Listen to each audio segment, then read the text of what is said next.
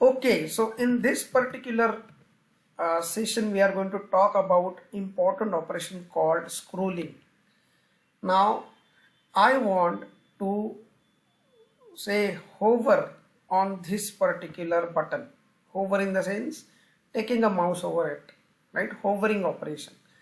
But in order to do that, I need that particular button in the view of my page.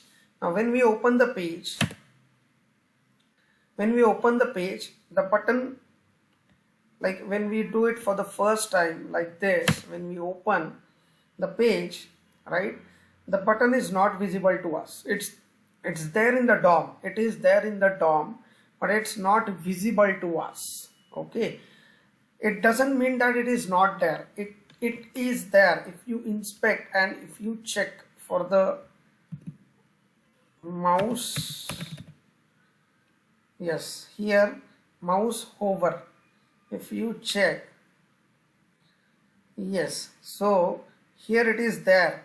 I will show you that button. Correct, this is that button, mouse hover. Yes, this is that button. It is there, just that it is not visible to us when we open the URL. Let me open the URL again. Let's code it. So when we open the page, the button is there in the DOM of the browser. It is simply not visible to us. So we are going to understand how to scroll the page. Now in order to make it visible to us on the view, we have to scroll the page like this. So today we are going to talk about how to scroll the page until this button becomes visible, until it comes to the view. Okay, so let me first inspect this element and find this element. So I'm inspecting. So there is an ID set. So let's make use of it. So I'll say driver dot find element by ID.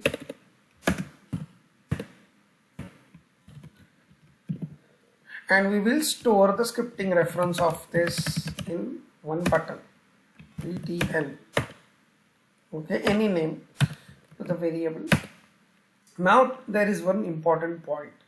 I want to scroll the page until this button becomes visible, but there is no API available in Selenium to scroll, neither in the web element nor in the driver class. Even driver class also doesn't have any API here for scrolling, right? Even web element also, if you check, you won't find anything for scrolling. But there is a JavaScript function available for scrolling. I'll just make a note of it here. JavaScript does have a function to perform scrolling. JavaScript does have. Now what we can do is that JavaScript function we can call from our tests. Okay, we can call the JavaScript functions from our tests. This is very important capability we have in the Selenium tests. Let's talk about which JavaScript function we have. Scroll into view. This is what I'm talking about, scroll into view. So this scroll into view is a function from JavaScript. It's not a function from Selenium. First of all, it's a JavaScript function.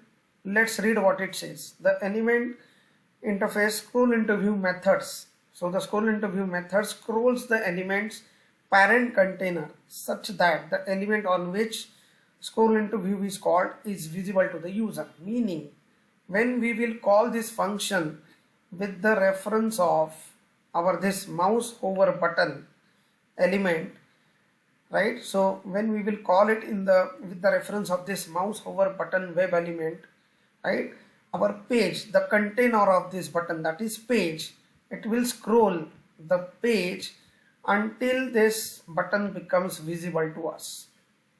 So in order to do that, we have to call that scroll into view function with the reference of this btn element.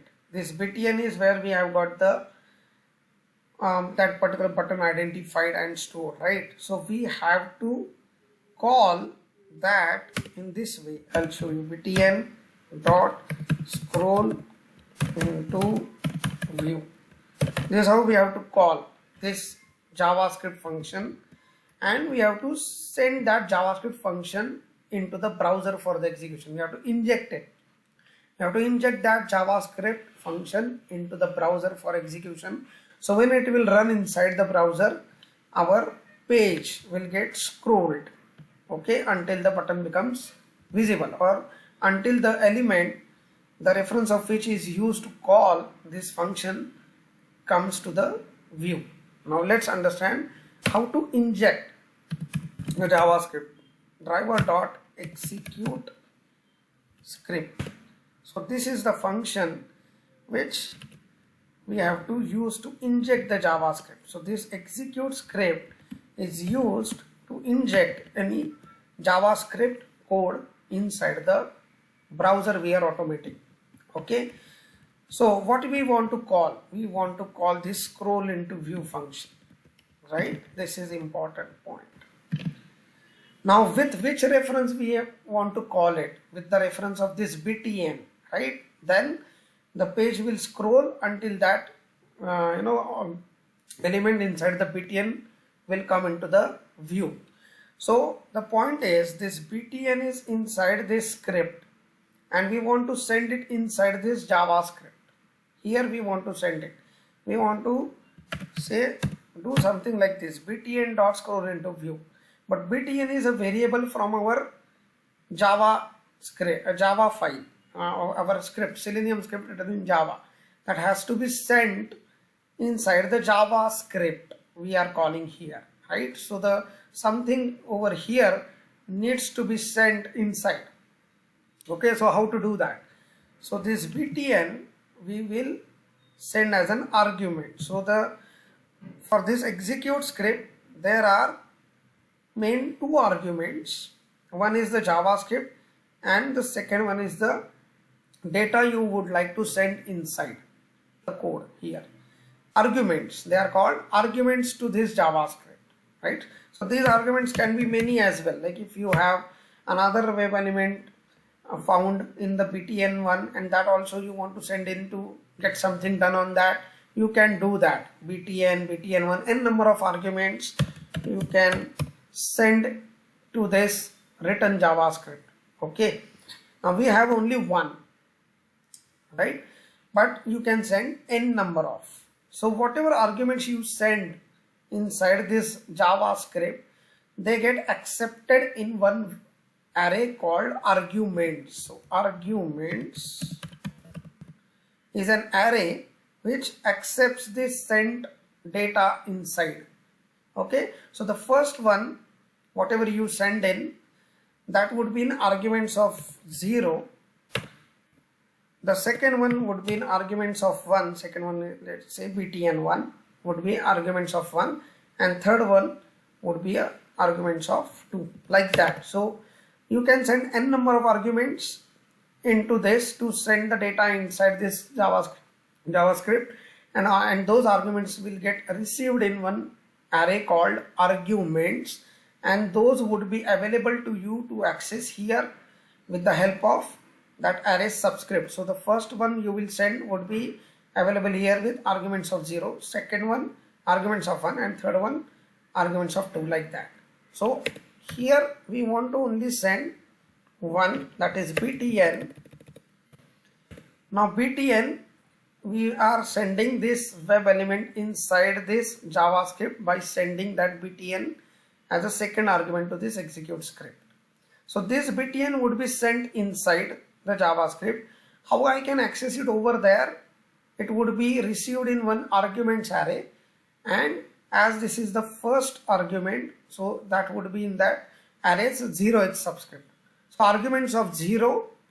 So this is an access to that web element inside a JavaScript, and when I will use this as a reference to call scroll into view, it would be like we have called the scroll into view with the reference of this btn, and that is what we wanted. right? Now let's run this. You guys will just you would be able to see that what is happening there. I'm just running it this test. I'm just setting my compatibility settings. You guys don't need to do this because there is compatibility issue with my machine. And let me run this test and just see what is happening. Observe it very carefully. Okay, just a minute. There is some error. I missed semicolon. Okay. Everything is fine. Let me run this code and observe it very carefully what is happening. Now our page is getting opened. Now it will scroll. Now just have a look at it. It will scroll. See, the page got scrolled, isn't it? I didn't do anything. The page got scrolled. Now the alignment of this, like, there is a point, right?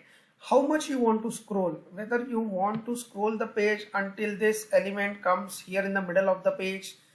When we say it should come into the view, it means it could be like this, it could be like this, or it could be like this as well. Okay, so whether the element is aligned to the bottom of the page, still it is in the view. It is aligned to the top of the page, still it is in the view. It is aligned to the middle of the page, still it is in the view, right?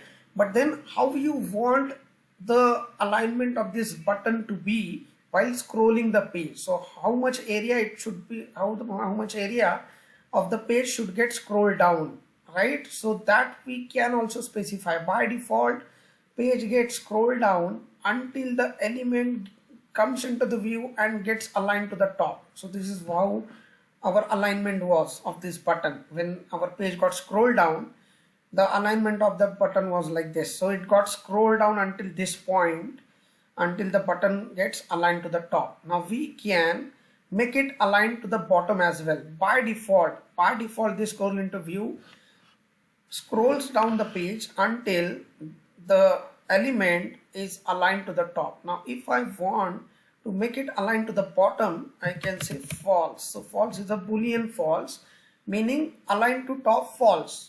Aligned to top false means aligned to bottom, right? So let's run this. Very, very important these points are. Now I will again change my compatibility settings and let's run the test, run as Java application. Now again observe guys, now again it will scroll, but it will scroll now until that button comes or gets aligned to the bottom of the page. See, previously this scrolling was like this. I will show you. Previously it was like this. Now it was like this. Why? So this is called aligned to the bottom. This is called aligned to the top, right? So we can also define that. Okay, false. Scroll into view by default makes the element aligned to the top. So if you want it to be aligned to the bottom, you have to send the boolean false as an argument to this. So it will scroll until the element becomes aligned to the bottom. Now if I want the element's alignment to be in the middle like this, I want the page to be scrolled until this point, until this comes to the middle of the page. So that also we can mention. I will just keep all the versions of this call. So this will align to the, so I'll say align element to the top. Okay, this will align element to the bottom. Now we are going to talk about center alignment. If I want the alignment of the element to be at center, then how to call this scroll into view. This is very, very interesting now. Now let's see how to call this here, because if I don't send, it would be top. What I can send, Boolean value false, true. False means aligned to the bottom, true means aligned to the top. But now we need a different kind of an alignment. So for that, you can see here there is a JSON object we can send. Let's talk about this now. We can send this, like this is called a JSON object sending. Okay, so how to send it? What I want the alignment to be, you can see, defines the vertical alignment, like vertically how I want this button to be positioned. Vertical, that is y-axis and x-axis. So on the y-axis, I want this button to be aligned in the middle. So how to represent this vertical alignment? Using block. So block, I will say block colon, and what should be the value of it? So the values are start. Start means vertically on top, like this, aligned to the top, aligned to the top, that is block colon start. Block colon end means aligned to the bottom, and block colon center means aligned to the center, right? So I'll say CEN. So there is a CENTER. Okay, so if you want to mention the alignment on the vertical alignment, if you want to mention, you will say block colon and whatever you want to say, end, start or center. Now let's assume that this button is somewhere here on the right hand side. Let's say somewhere on the vertical axis, horizontally it is somewhere right on the left rightmost part. Now you want to interact with that, and you want this horizontal scroll bar scrolling to happen. Vertical, we saw block colon center, so the page will be vertically scrolled until the element comes like this into the middle, vertically middle. Now you want the element to be horizontally middle as well. Let's say the element is some other element is present at the rightmost side, say for example, and you want the page to be scrolled horizontally as well until that element comes into the horizontally middle. So how to mention that horizontal thing? So you can mention it, very important, inline. So inline, so you have to say comma inline. Inline is horizontal alignment, and here you have to mention it in this center and all, you have to mention it in the double quotes. So and just mention it in the double quotes. So this is escape sequence. I am giving an inline colon CENTER.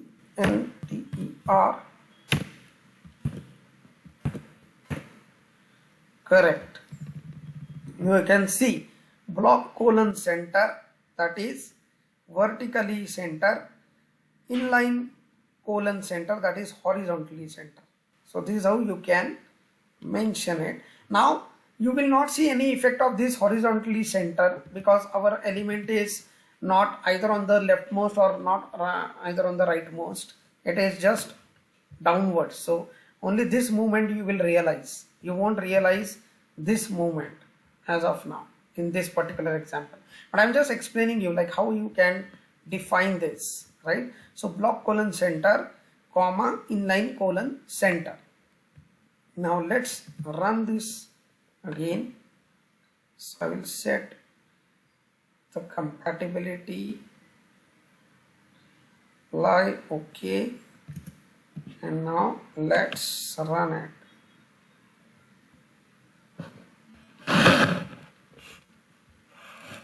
Now just observe.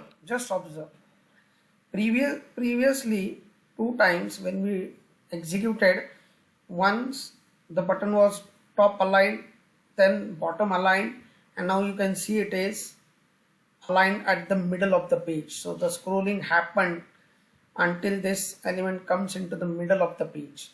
So previous initial 2 times the alignment was like this first, then aligned to the top, true, aligned to the top, false, right? Alignment was at the bottom, and now the alignment is like this in the middle, right?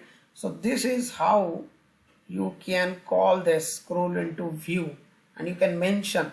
Now if you want the alignment, vertical alignment to be at the start and the horizontal alignment at the center, so that also you can mention like this. So here the vertical alignment to be start, right, like this. Say the alignment would be vertically at the start, that is aligned at the top, and horizontally it would be in the middle, like that. So you can mention these things in this function as a part of a JSON object, right?